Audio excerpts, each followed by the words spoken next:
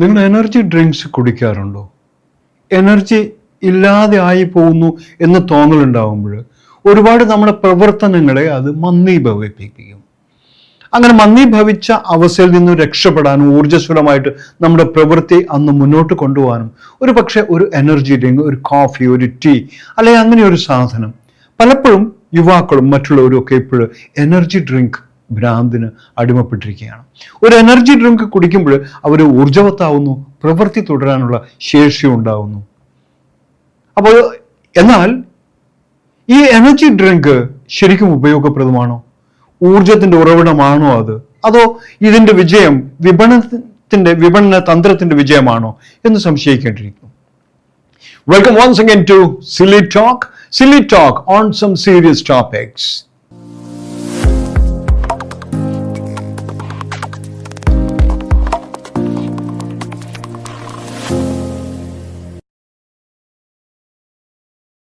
നമസ്കാരം.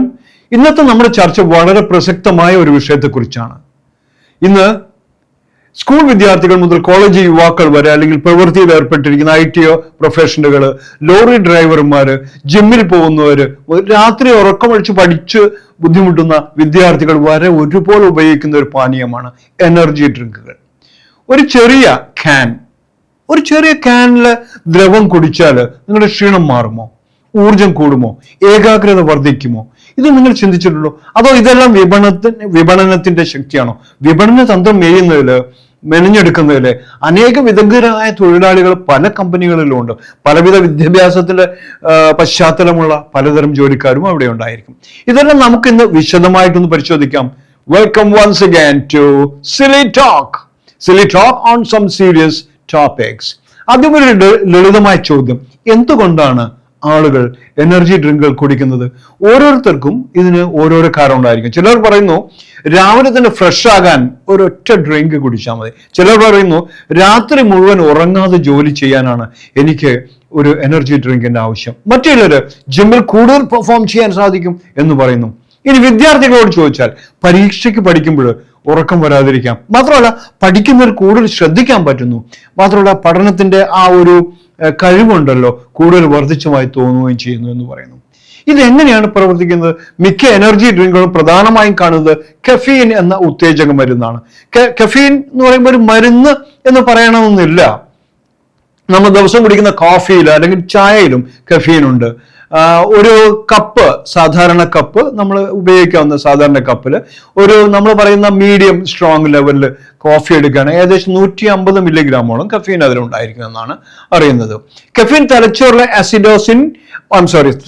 അഡിനോസിൻ എന്ന രാസവസ്തുവിന്റെ പ്രവർത്തനത്തെ കുറച്ച് സമയം അത് തടസ്സപ്പെടുന്നു, ഇൻഹിബിറ്റ് ചെയ്യുന്നു.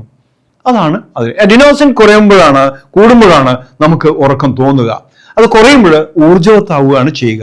ഇതാണ് കഫീൻ്റെ ഒരു മോഡ് ഓഫ് തെറാപ്യൂട്ടിക് ആക്ഷൻ. അതിനെ തടയുമ്പോഴോ ഉറക്കം കുറഞ്ഞതുപോലെ തോന്നും, ജാഗ്രത കൂടിയതുപോലെ തോന്നും, ക്ഷീണം കുറഞ്ഞ പോലെ അനുഭവപ്പെടും. അപ്പോൾ പക്ഷേ ശ്രദ്ധിക്കേണ്ട കാര്യം, ക്ഷീണം മാറിയിട്ടില്ല. ക്ഷീണം താൽക്കാലികമായി മറച്ചു വെച്ചിരിക്കുകയാണ് ഈ ഒരു ഇൻഹിബിറ്റീവ് ഇഫക്റ്റ് കൊണ്ട്. ഇത് മനസ്സിലാകുന്നത് വളരെ പ്രധാനമാണ്. എനർജി കിട്ടുന്നതിവിടെ നിന്നാണ്. പലരും കരുതുന്നത് കഫീനാണ് ഒറിജിനൽ. അല്ലല്ല, അത് പൂർണ്ണമായും ശരിയല്ല. കഫീൻ ശരീരത്തിന് കലോറിയായി ഒന്നും നൽകുന്നില്ല, ഊർജം നൽകുന്നില്ല. അതിൽ ചേർത്തിരിക്കുന്ന പഞ്ചസാരയിൽ നിന്നാണ്, ഷുഗറിൽ നിന്നാണ് നമ്മൾക്ക് എനർജി കിട്ടുന്നത്.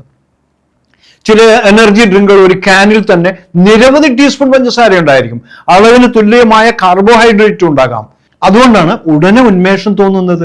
ഗ്ലൂക്കോസ് ചെല്ലുന്നത് കൊണ്ടാണ് ഉടനെ ഉന്മേഷം തോന്നുന്നത്. കുറച്ച് സമയം കഴിഞ്ഞാൽ വീണ്ടും ക്ഷീണം അനുഭവപ്പെടും. ഒരുപക്ഷെ പഴയതിനേക്കാൾ കൂടുതൽ ക്ഷീണം അനുഭവപ്പെട്ടു എന്ന് വരാം. റീഇൻഫോഴ്സ്ഡ് ഇഫക്റ്റ് ഉണ്ടായിരിക്കും വരാം. ഇതിനെ പലരും ഷുഗർ ക്രാഷ് എന്നും വിളിക്കാറുണ്ട്. ചോറിൻ എന്ന വിറ്റമിൻ, ചിലപ്പോൾ ബി വിറ്റമിൻ പെട്ടതാണ് ചോറിൻ.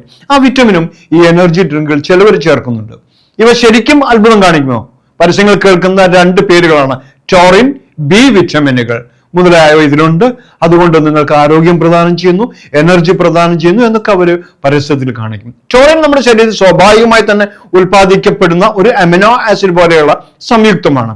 ബി വിറ്റമിനുകൾ ശരീരത്തിലെ ഊർജ്ജ ഉപാപചയ പ്രവർത്തനങ്ങളിൽ പങ്കാളികളാണ്. അത് ബി വിറ്റമിനുകൾ നമ്മൾക്ക് ആവശ്യമാണ്. B12, B6 എന്നിവയൊക്കെ നമ്മൾക്ക് വളരെ ആവശ്യമാണ്. ഒരു ബി കോംപ്ലക്സ് ഗുളികയിൽ ഇതുണ്ട്, നമ്മൾ കഴിക്കുന്ന പല പഴങ്ങളിലും പച്ചക്കറികളിലും വേണ്ടത്ര അളവിൽ ഇതുണ്ട്, മറ്റു ഭക്ഷണങ്ങളിലുമുണ്ട്. ഇവ അധികമായി കഴിച്ചാൽ ആരോഗ്യമുള്ള ഒരാൾക്ക് അധിക ഊർജ്ജം ലഭിക്കുമെന്ന് ശക്തമായ ശാസ്ത്രീയ തെളിവുകളില്ല.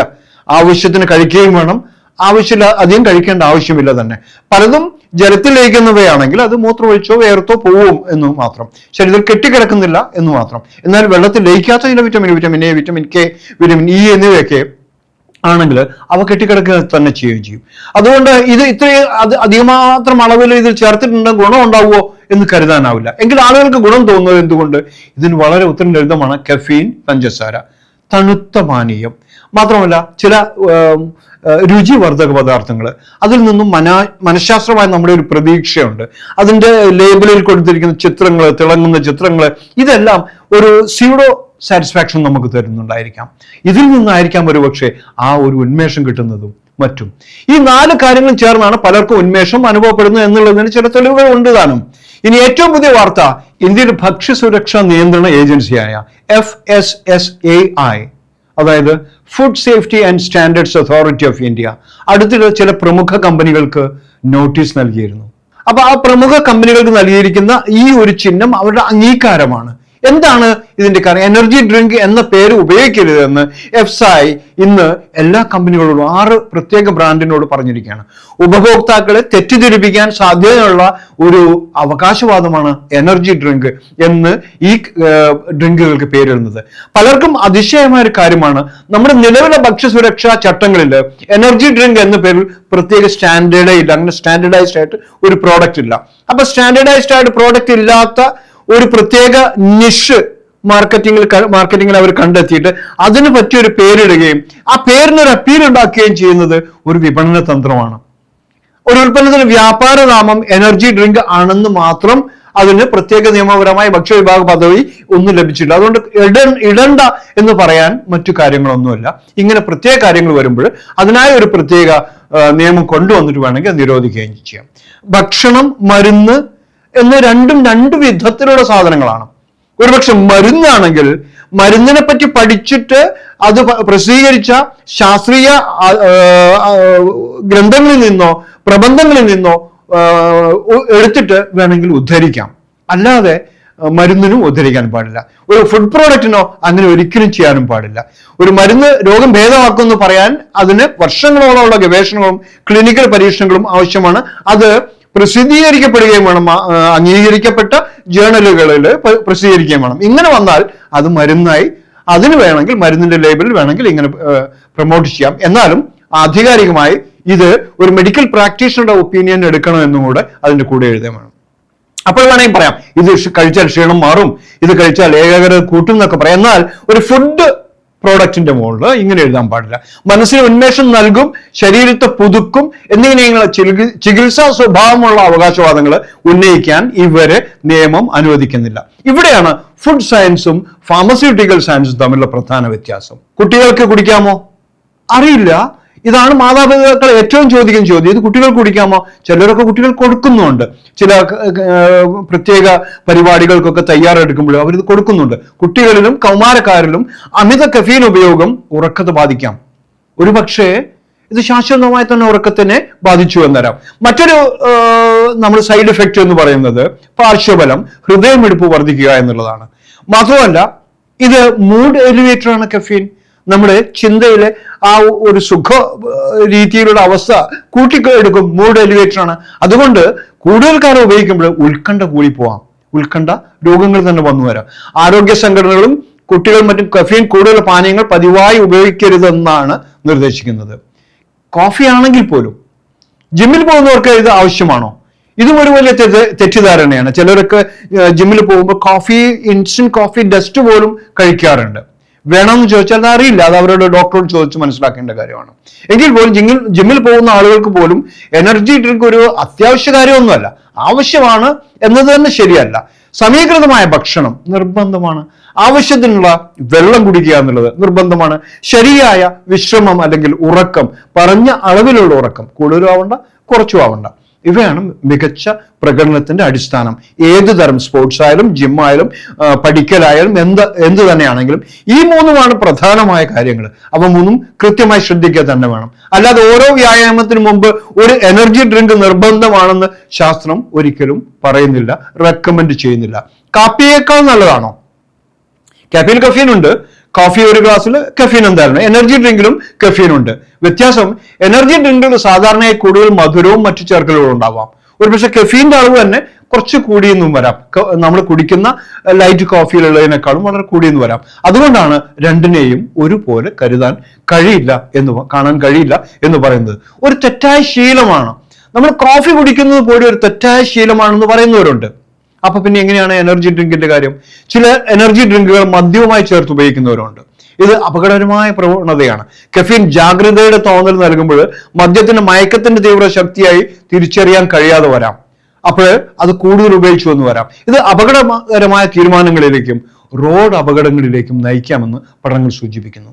ഇങ്ങനെയുള്ള അനവധി കാര്യങ്ങൾ ഇതുണ്ട്. മഹാരാഷ്ട്ര സർക്കാർ എടുത്ത ഒരു നടപടി വളരെ ശ്രദ്ധേയമാണ്. സ്കൂളിലെ കുട്ടികളിൽ ഇത്തരം പാനീയങ്ങളുടെ ഉപയോഗം വർദ്ധിക്കുന്നുവെന്ന ആശങ്കയെ തുടർന്ന് ഇവർ സ്കൂളിന്റെ അടുത്ത് 500 മീറ്റർ പരിധിക്കുള്ളിൽ സ്റ്റിംഗ് ഉൾപ്പെടെയുള്ള ഉൽപ്പന്നങ്ങളുടെ വിപണനം തീർത്തും നിരോധിച്ചിരിക്കുകയാണ്. മഹാരാഷ്ട്ര സർക്കാർ അങ്ങനെ ഒരു നടപടി സ്വീകരിച്ചിട്ടുണ്ട്. ഇതിന്റെ പ്രധാന ലക്ഷ്യം കുട്ടികളുടെ ആരോഗ്യ സംരക്ഷണമാണ്. അവസാനമായി ഒരു കാര്യം കൂടെ നമ്മൾക്ക് ഓർക്കാം. ഒരു കാനില് ആരോഗ്യത്തെ വാങ്ങാൻ നമ്മൾക്ക് കഴിയില്ല. ഊർജം ഒരു പാനീയത്തിൽ നിന്ന് മാത്രം വരുന്നതല്ല. വീണ്ടും പറയുന്നു, നല്ല ഉറക്കം, ആവശ്യത്തിന് കൃത്യസമയത്ത് ഉറങ്ങി കൃത്യസമയത്ത് എണീക്കുന്ന ആ സ്വഭാവം, സമീകൃതമായ ഭക്ഷണം, ആവശ്യത്തിന് കാർബോഹൈഡ്രേറ്റ്സ്, പ്രോട്ടീന്, മിനറൽസ്, വിറ്റമിൻസ്, ജലം, കൃത്യമായ വ്യായാമവും. ഇതാണ് ആരോഗ്യത്തിന്റെ പ്രധാന കാര്യം. ഇതിൽ നിന്ന് വിട്ട് യാതൊരുവിധ മറ്റു ഫലങ്ങളും നിങ്ങൾ പ്രതീക്ഷിക്കരുത്.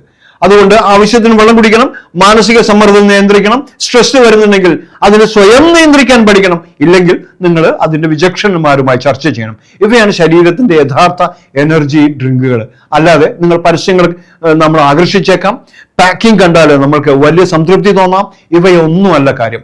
അങ്ങനെ 6 കമ്പനികൾക്കാണ് നോട്ടീസ് FSSAI നൽകിയത്. ആ കമ്പനികളുടെ പേര് പറയുന്നതിൽ ഞങ്ങൾക്ക് ലജ്ജയോ മറവോ ഒന്നുമില്ല. ആ പേരുകൾ Red Bull energy drink, PepsiCo's Adrenaline Rush energy drink, Gold Boost, Sting energy drink, Hell energy and Coca Cola backed Monster energy എന്നിവയാണ്. നിങ്ങൾ ഇതിലേതെങ്കിലും ഡ്രിങ്ക് കുടിക്കാറുണ്ടോ?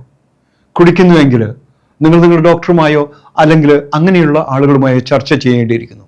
വെറുതെ അനാവശ്യമായി ഒരിക്കലും കുടിക്കരുത്. ഇതിനു മുന്നേയും ഇങ്ങനെയുള്ള എനർജി ഡ്രിങ്കുകളുടെ പേരിൽ പലപ്പോഴും പ്രശ്നങ്ങൾ ഉണ്ടായിട്ടുണ്ട്. ഇപ്പോൾ FSSAI നോട്ടീസ് നൽകിയിരിക്കുകയാണ്. അവയ്ക്ക് ഇനി എനർജി ഡ്രിങ്ക് എന്ന് വിളിക്കാൻ പറ്റുമോ എന്ന് അറിയില്ല. അതുകൊണ്ട് ഇതുപോലെയുള്ള അത്യാവശ്യം നിങ്ങൾ അറിഞ്ഞിരിക്കേണ്ട ചില വിവരങ്ങളുമായി ഞങ്ങൾ വീണ്ടും നിങ്ങളെ സമീപിക്കും.